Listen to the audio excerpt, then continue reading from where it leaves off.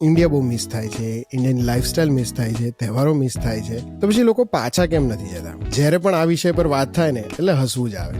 કારણ કે આપણી કહેવત છે કે ભાઈ દૂરથી ડુંગર રળિયામણા, grass is always greener on the other side.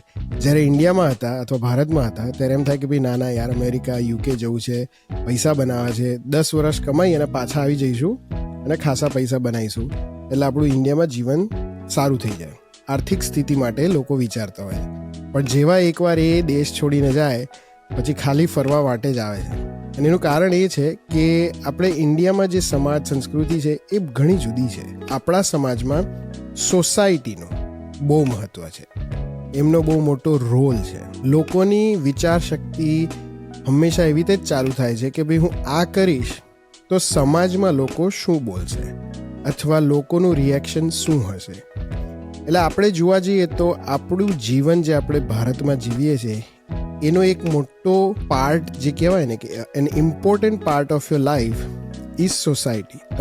તમારો સમાજ, તમારું સંગઠન, જે કહો, તમે ગામડામાં હો કે સિટીમાં હો, ડઝન્ટ મેટર.